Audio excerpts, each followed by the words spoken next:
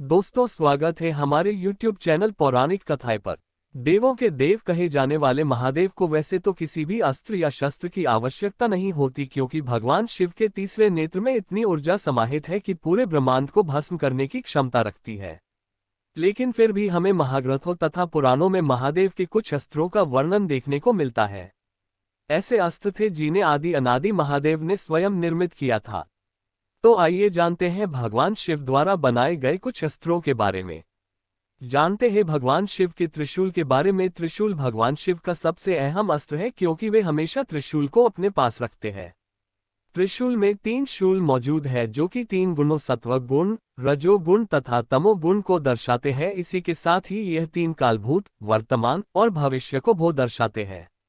त्रिशूल पर हमेशा एक डमरू बंधा रहता है, जिससे इस सृष्टि में उत्पत्ति हुई थी। यह महादेव का सबसे घातक अस्त्र है। इसके द्वारा महादेव ने बहुत से दानवों, राक्षसों आदि का वध किया था। त्रिशूल महादेव के द्वारा मानसिक रूप से संचालित होता है। इसका मतलब यह है कि अपने लक्ष्य को नष्ट करने के बाद त्रिशूल अपने आप ही महादेव के पास आ जाता है।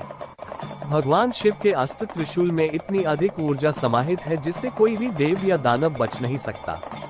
ऐसा मन जाता है कि यदि एक बार त्रिशूल किसी पर चला दिया जाता है तो वह अपने लक्ष्य को नष्ट करके ही लौटता है। जानते हैं भगवान शिव के सुदर्शन चक्र के बारे में। भगवान शिव का दूसरा अस्त्र है सुदर्शन चक्र।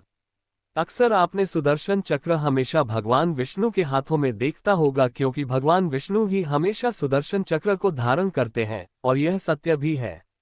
लेकिन बहुत कम लोग इस तथ्य को जानते हैं कि सुदर्शन चक्र का निर्माण भगवान शिव ने ही किया था।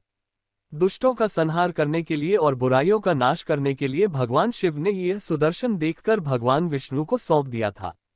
भगवान शिव ने एक नहीं बल्कि 2 बार भगवान विष्णु को सुदर्शन चक्र दिया था। दूसरी बार जब भगवान विष्णु की पत्नी लक्ष्मी की बहनों ने तपस्या करके भगवान विष्णु को पाताल लोक में रहने के लिए विवश कर लिया था, तब महादेव वृषभ अवतार में भगवान विष्णु से लड़ने तथा उनको वापस लाने के लिए पाताल में गए थे। लक्ष्मी की बहनों के वरदान के मुताबिक भगवान विष्णु को सब कुछ भूलकर पाताल लोक में उनके साथ रहना था, इसलिए भगवान विष्णु महादेव तथा अन्य पूरी सृष्टि के बारे में कुछ भी नहीं जानते थे। वहां जाकर महादेव ने कई वर्षों तक लगातार भगवान विष्णु से युद्ध किया। अंत में भगवान गणेश ने भगवान विष्णु को याद दिलाने में सहायता की कि वह इस सृष्टि के पालनहार है। तब जाकर भगवान विष्णु और महादेव का युद्ध समाप्त हुआ।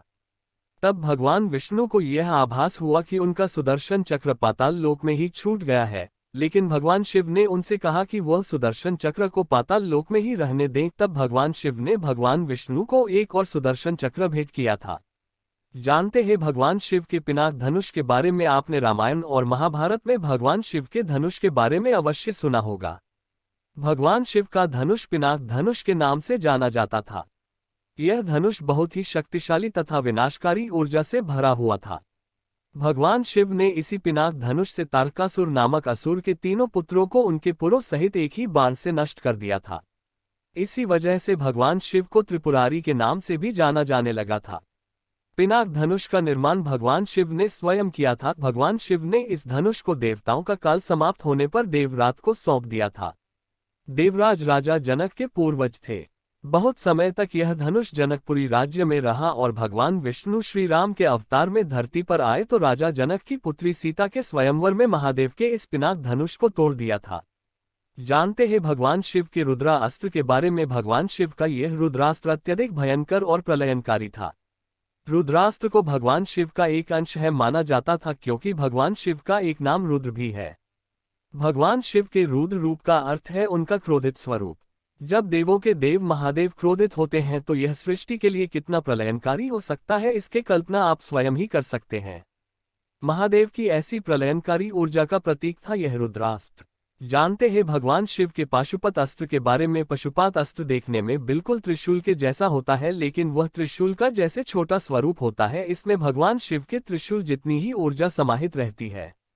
यह अस्त्र ब्रह्मदेव की ब्रह्मास्त्र और भगवान विष्णु के नारायणास्त्र की तरह ही शक्तिशाली था। पशुपात अस्त्र का वर्णन हमें महाभारत काल में देखने को मिलता है। जब अश्वत्थामा ने पांडवों का विनाश करने के मकसद से पांडवों पर चला दिया था, तब श्री कृष्ण ने अर्जुन से कहा था कि ब्रह्मास्त्र का मुकाबला केवल भगवान शिव का पाशुपातास्त्र ही कर सकता है। पाशुपतास्त्र का निर्माण स्वयं महादेव ने ही किया था। बहुत से योद्धाओं ने युद्ध के मकसद से भगवान शिव के पशुपतास्त्र को उनकी तपस्या करके प्राप्त किया था। दोस्तों, अगर आपको ये कथा अच्छी लगी तो जरूर लाइक कीजिए और वीडियो जरूर शेयर कीजिए। आप हमारे चैनल पर नए हैं तो चैनल को जरूर सब्सक्राइब कीजिए और ऐसे ही पौराणिक कथा जानने के लिए बेल आइकॉन पर क्लिक कीजिए। फिर मिलते हैं ऐसे ही पौराणिक कथा के साथ, तब तक हमें दे इजाजत। और हाँ, वीडियो अंत तक देखने के लिए बहुत बहुत शुक्रिया।